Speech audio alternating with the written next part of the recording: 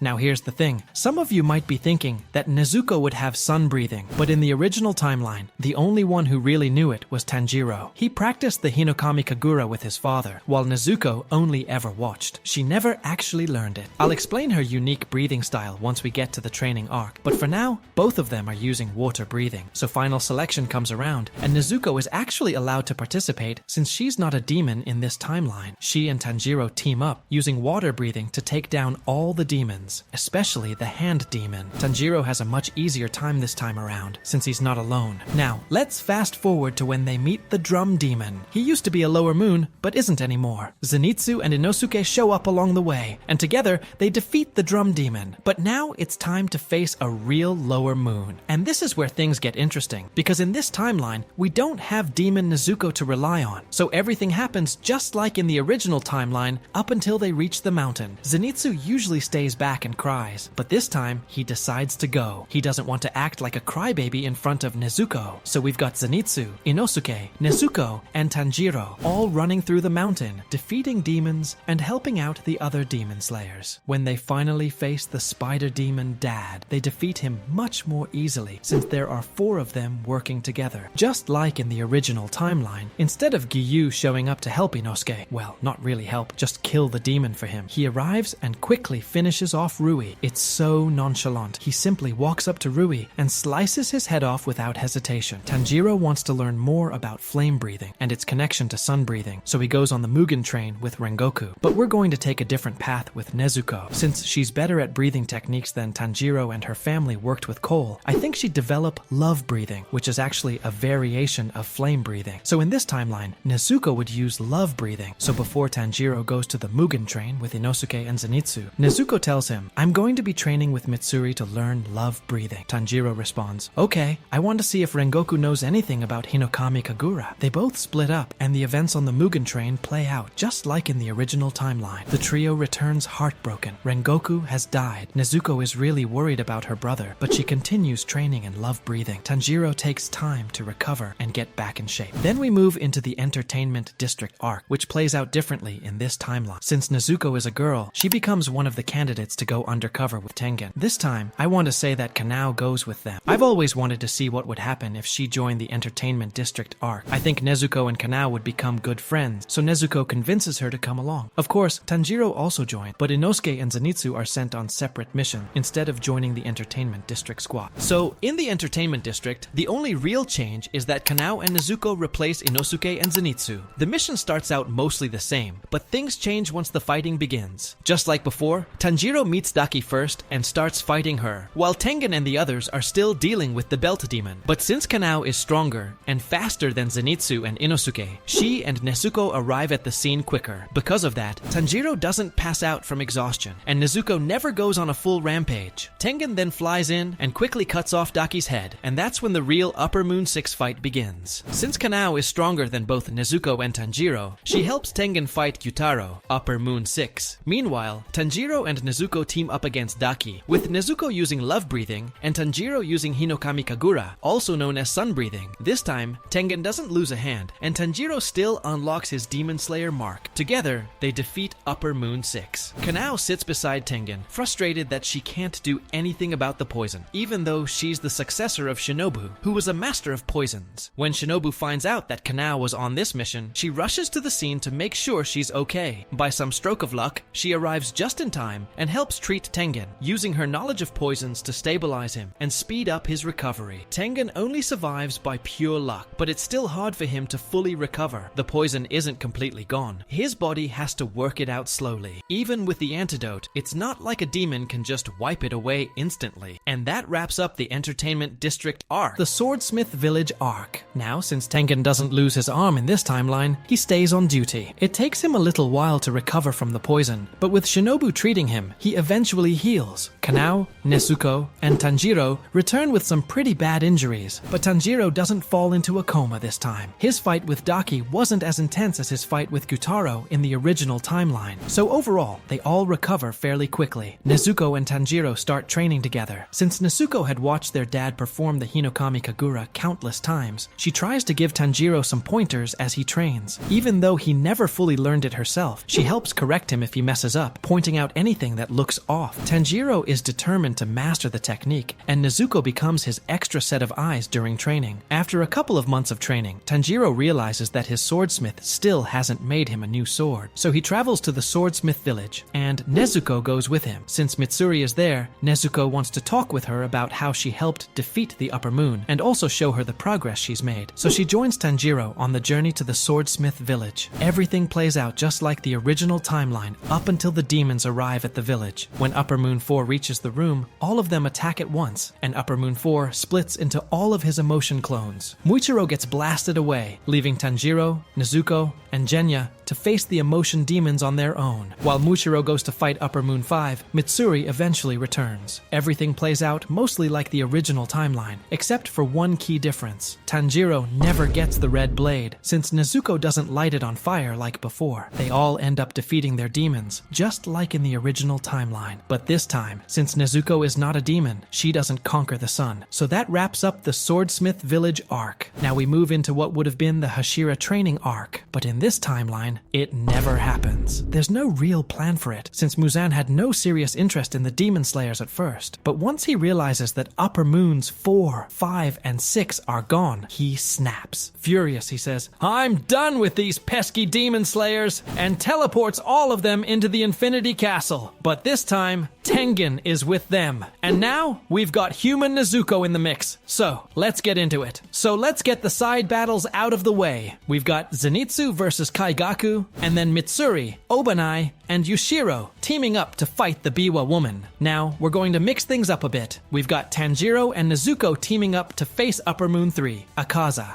Then we've got Upper Moon 2, Doma, going up against Shinobu, Tengen, Kanao, Giyu, and Inosuke. Then we've got Upper Moon 1, Kokushibo, going up against Muichiro Tokido, Mist Hashira, Genya Shinasugawa, Sanemi Shinasugawa, Wind Hashira, and Gyome Himejima, Stone Hashira. Now let's get into the battle with Upper Moon 3, Akaza, versus Tanjiro and Nezuko. Some people in the comments might say Akaza would win this fight, especially since Giyu isn't there this time, but you guys are underestimating Tanjiro and Nezuko, because in this timeline, we've got a Tanjiro who who's trained way more in Hinokami Kagura thanks to Nezuko's help. And Nezuko, using love breathing, is much stronger too. Together, they're able to hold off Akaza long enough for Tanjiro to unlock the selfless state, erasing his killing intent and allowing him to land the final blow that takes Akaza down. Then we move on to the fight with Doma, and this time, we've got 3 Hashira involved, plus Inosuke and Kanao. With that kind of lineup, I think they take him down pretty easily. Doma might be one of the strongest upper moons, but with Shinobu's poison, Tengen's speed, Giyu being one of the strongest Hashira, and the combined power of the group, he gets completely overwhelmed. Even Shinobu herself once said it would take 3 Hashira-level fighters to bring him down, and that's exactly what they've got. And if you guys are wondering about the Upper Moon 1 fight, it basically happens the same way as in the original timeline. Muichiro and Genya still die in the battle, and they're the only 2 who lose their lives in the Infinity Castle. Now, we move into the final showdown at sunrise. This time, we've got an extra Hashira still alive, and all of them begin fighting Muzan together. Let's say that during the final battle, Gyome Himejima, Obanai, and Mitsuri end up dying. But with Nezuko there, all the remaining Hashira, and a more refined Tanjiro mastering sun breathing, they're finally able to take down Muzan, just like in the original timeline. And honestly, it's a very sad ending. The only ones who really get a happy ending are Shinobu and Giyu, who finally end up together. Everyone else's story ends in a pretty tragic way, staying close to how it played out in the original timeline, which, in my opinion, is super sad. What if Tanjiro was raised by Yoriichi? So let's get right into this. To understand how this alternate timeline begins, we first need to go over Yoriichi Tsugikuni's backstory. Yoriichi was born during the Sengoku era, the golden age of demon slayers. From birth, he was marked by the demon slayer mark and possessed godlike talent. Unlike his twin brother Michikatsu, who later became Kokushibo, Yoriichi was humble, kind, and quiet. He created the original sun breathing technique, the foundation for all other breathing styles. Yoriichi was so powerful that even Muzan Kibutsuji, the demon king himself, barely escaped with his life after their battle. No one else in history came closer to killing Muzan. But despite his strength, Yoriichi lived a tragic life. He lost his wife and unborn child to demons, was exiled by the Demon Slayer Corps, and even failed to stop his own brother from falling to darkness. He died alone, but undefeated. Now that we've covered Yoriichi's backstory, let's move on to how Tanjiro comes into play. Sumiyoshi was a kind-hearted man who lived during the Sengoku era. He befriended Yoriichi after Yoriichi left the Demon Slayer Corps. Sumiyoshi deeply admired Yoriichi and was the one who preserved the Hinokami Kagura, a dance based on sun breathing, by passing it down through his family for generations. Let's just say the baby that Sumiyoshi was holding while talking to Yoriichi was Tanjiro Kamado. Then, one fateful day, the Kamado family is attacked by demons. By the time Yoriichi returns, it's nearly too late. He manages to save what little he can, but not enough. Cradling his dear friend Sumiyoshi in his arms, Yoriichi watches him take his final breath. The only one left alive is a young Tanjiro Kamado. Yoriichi realizes that he can't just leave Tanjiro there. So young Tanjiro and Yoriichi travel together. In just a few days, Tanjiro witnesses countless demons being slain by Yoriichi right before his eyes. Then, Yoriichi begins teaching Tanjiro a breathing technique. At first, Yoriichi isn't even sure if Tanjiro can use sun breathing, so he tries training him in different breathing styles, but none of them seem to suit him. But Yoriichi gives it a try anyway, knowing that not everyone can use sun breathing. Still, he decides to test it with Tanjiro, and to his surprise, Tanjiro actually feels more in sync with it than any other style. Then, Tanjiro receives his Nichiren blade, and his sword turns black, just like Yoriichi's once did. Yoriichi sees this as a sign of potential, and believes Tanjiro may truly be capable of mastering sun breathing. Let's time skip. 14 years later, Tanjiro is now 15 years old. He can use sun breathing to its fullest potential. His sense of smell is even sharper than in the original timeline, and at this point, he's probably above Hashira level. Let's just say Yoriichi dies of old age, and Muzan and Kokushibo learn of his death. By then, Tanjiro is around 17 years old. He sets out on his own and joins the Demon Slayer Corps. Now Tanjiro instantly becomes a Hashira because he's absolutely the strongest. He has the transparent world, the flawless state, the Demon Slayer mark, a red Nichiren blade, and he uses one of the most powerful breathing styles in the show. After Yoriichi's death, Muzan and Kokushibo decide to wipe out all the Demon Slayers at once. Let's say that all the Hashira from the original timeline remain Hashira now, and all the Upper Moons from the original timeline are still the Upper Moons. In fact, most of the Upper Moons were already alive back then. Kokushibo and Muzan launch a brutal attack on the Demon Slayers. Real quick, guys, I don't want to be annoying, but if you want early access to my videos and shorts, the first 2 people who join get to pick what video I make next. I'm only doing this for about about 24 hours after the video goes up. You can join my channel down below. Now Muzan attacks, pulling every single Demon Slayer into the Infinity Castle. Now all 6 Upper Moons are still alive, but we've still got all the Hashira, so let's get into this fight. Now let's go over which Upper Moon and which Hashira are going to face each other. Daki and Gyutaro versus Tengen Uzui and Kyojuro Rengoku. Gyoko versus Muichiro Tokito Hantengu versus Obanai Iguro and Mitsuri Kanroji. Akaza versus Tanjiro Kamado. Doma versus Shinobu Kocho Kanao Tsuyuri and Inosuke Hashibira. Kokushibo versus Gyome Himejima Sanemi Shinazugawa, Giyu Tomioka, and Genya Shinazugawa. Now let's get into all the side battles. Zenitsu versus Kaigaku. Nakime versus Yushiro. Now let's get into detail of the fights Daki and Gyutaro versus Tengen Uzui and Kyojuro Rengoku. This should be a pretty easy battle. Tengen doesn't get poisoned easily, and Rengoku is strong enough to take down Daki without much trouble. Gyoko versus Muichiro Tokito. He defeated him just like he did in the original series. Hantengu versus Obanai Iguro and Mitsuri Kanroji. This one should be pretty fun. I'd say Obanai holds out until Mitsuri finds the demon and cuts off its head. Akaza versus Tanjiro Kamado. Now, this fight is going to be way too easy for Tanjiro. Akaza goes all out from the start, but Tanjiro is just too strong. He's mastered sun breathing, unlocked the flawless state, and sees through everything with the transparent world. There's no doubt Tanjiro wins this, and he doesn't even break a sweat. Doma versus Shinobu Kocho, Kanao Tsuyuri, and Inosuke Hashibira. Now, just like in the original timeline, Doma kills Shinobu Doma, then dies from Shinobu's poison. Kokushibo versus Gyome Himejima Sanemi, Shinazugawa Giyu Tomioka, and Genya Shinazugawa. This fight should be much easier for them, since Giyu is stronger than Muichiro Tokito, so he'll be a huge help. Tanjiro would finish his fight quickly, because he's super strong, and he goes help with Upper Moon 1. There's no way Kokushibo could defeat all of them. Giyu, Gyome, Sanemi, Genya, and Tanjiro. Now we get to the Sundown Countdown arc, starting right after the Infinity Castle. This time, Muzan dies very quickly. Tanjiro, much like Yoriichi, can kill him with ease. Muzan is split into 1,700 pieces, and with all the Hashira backing Tanjiro, the fight is pretty easy. I've always wanted to give Demon Slayer a happier ending, because how it ended in the original timeline was pretty sad. So, in this version, Mitsuri and Obanai's love story plays out fully. They live a happy life together. Muichiro lives on even longer, and most of the Hashira survive. Rengoku survives, and Tengen doesn't lose his arm. Now, if you want to see what happens if Tanjiro becomes an What if 2 Hashiras was sent to the Mugen train in Demon Slayer? When it comes to which Hashira should have been sent to the Mugen train, Rengoku is the obvious choice. But if we're adding a second, Gyome is the only real option. No other Hashira, even teaming up with Rengoku, could defeat Akaza. Only the Stone Hashira stands a chance. The Tanjiro trio, Rengoku and Gyome, board the train and are immediately put into the dream. While Rengoku does what he did in the original timeline, choking one, Tanjiro breaks free from the dream and wakes everyone up. Gyome and Zenitsu protect the whole train, while Rengoku, Tanjiro, and Inosuke work together to fight the Lower Moon One on the train. Their combined strength easily overpowers the demon.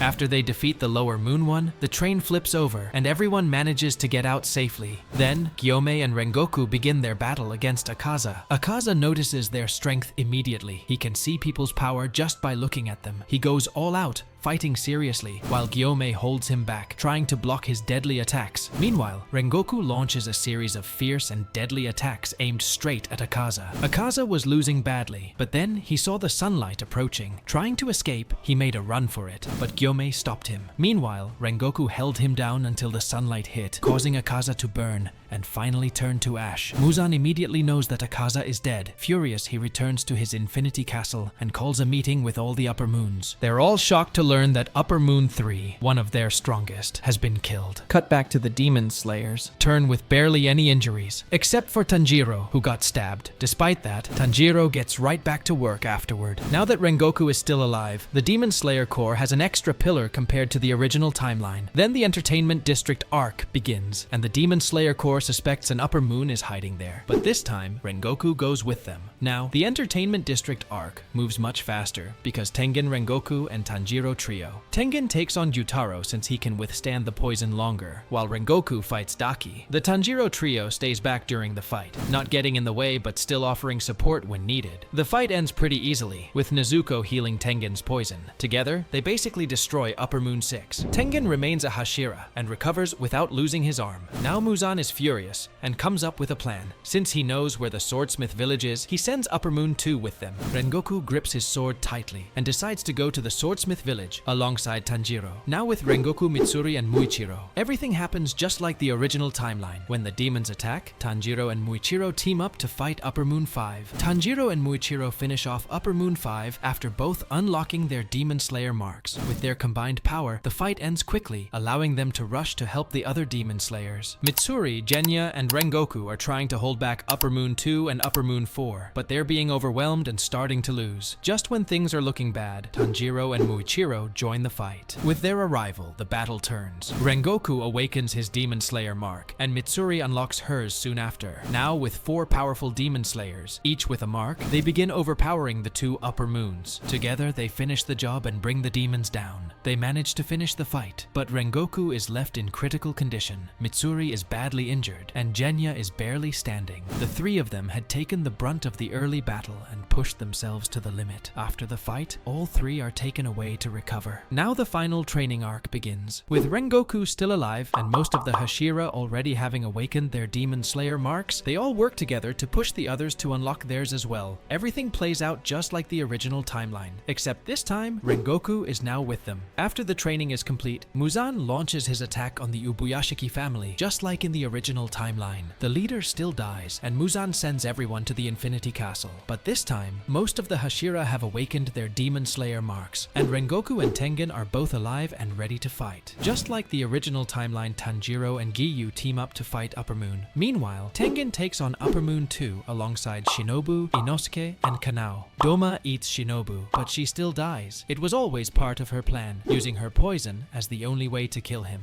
Now, Upper Moon 1 faces off against Rengoku, Gyome, Sanemi, Genya, and Muichiro. In this alternate timeline, Muichiro survives. Now all 4 of the Hashira, Rengoku, Gyome, Sanemi, and Muichiro, team up against Upper Moon 1 and kill him much faster than in the original timeline. Though all of them are badly hurt, they prepare to face Muzan next. Now, with most of them still alive and much less injured, all the Demon Slayers, with their Demon Slayer marks, come together to fight Muzan. They're stronger than ever, ready to take on the final battle. In the battle against Muzan, almost all the Hashira survive except for Gyome and Rengoku. Those 2 are the only ones who don't make it through. Rengoku is the main Hashira who protects everyone during the battle, and Gyome also has the Demon Slayer mark since he's over 25. In this timeline, all the Hashira who have awakened the Demon Slayer mark die by age 25. That's the condition tied to the mark. But at least this timeline has a happier ending. Even with the Demon Slayer mark's cost, more Hashira survive, and in this timeline, my boy Muichiro, who was only 14 when he died in the original story, survives and lives for at least 10 more years, finally getting to experience a full and happy life. And in this timeline, one of the best couples in Demon Slayer, Mitsuri Kanroji and Obanaya Guro, actually survive and get to be happy together.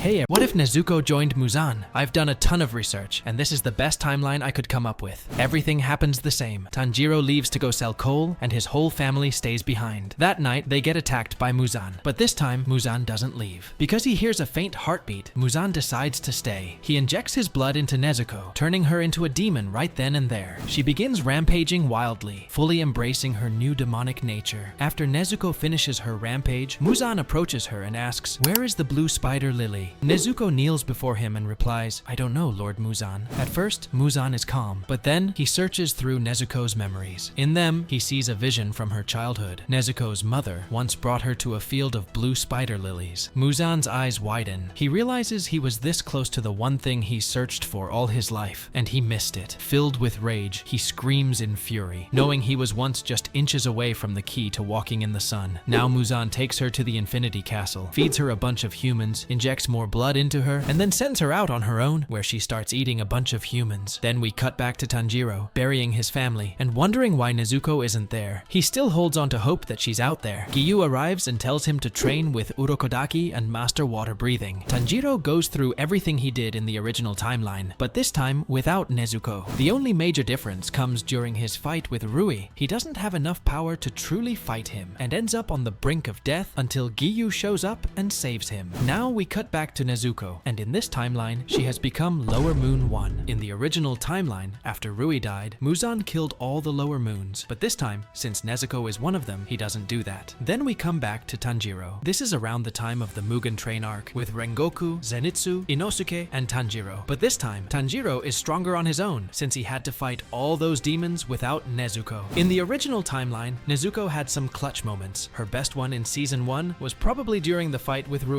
Basically, everything happens like in the original timeline, except Tanjiro is a little bit stronger and Rengoku still dies to Akaza. Well, that was a nice quick little arc. Now we move on to the Entertainment District arc with Inosuke, Zenitsu, Tanjiro, Tengen, and his wives. The only major change happens during Daki's fight with Tanjiro when his eye starts bleeding. This time, Tanjiro gets the job done and manages to kill Daki. But then her brother, Gyutaro, emerges, and now they're in even bigger trouble. Gyutaro is way stronger, and even Tengen has a hard time fighting him. So the only possible way I can see Tanjiro surviving this is if Tengen arrives earlier, along with Inosuke and Zenitsu. Then the fight starts. Daki and Gyutaro versus Tengen, Tanjiro, Inosuke, and Zenitsu. So let's say we mix things up. Tanjiro unlocks his Demon Slayer mark earlier, not later in the fight. Then Tengen unlocks his own mark as well. With both of them powered up, the battle becomes much easier, and Tengen might not even lose his arm this time. Overall, everything goes much better than in the original timeline. They finally kill Daki and Gyutaro, and this time it's much easier. Tengen never loses his arm, but he's still close to death due to Gyutaro's poison. Instead of Obanai showing up, Shinobu arrives and gives him the antidote. Tengen survives and stays as a Hashira, which is good because they're going to need him. The new Upper Moon 6 is Nezuko. Now that we're finally done with the Entertainment District, we move on to the Swordsmith Village arc with Muichiro, Genya, and Mitsuri. Now, everything happens just like in the original timeline, and then we cut to the Hashira training arc. Everything happens the same, and Tengen is still a Hashira. Then we get to the part where the master dies, and they all get thrown into the Infinity Castle. Now, we're at the Infinity Castle arc, but here's the twist. The fights are going to be different. They're going up against different Upper Moon demons. Since Nezuko is now Upper Moon 6, the matchups have changed. Let's go over that real quick. So this time, Tanjiro isn't going to get revenge on Akaza. Let's start with Upper Moon 1, Kokushibo, facing off against Obanai, Gyomei, and Sanemi. I want to keep this one the same because it's my favorite matchup in the original series. Upper Moon 2, Doma, going up against Shinobu,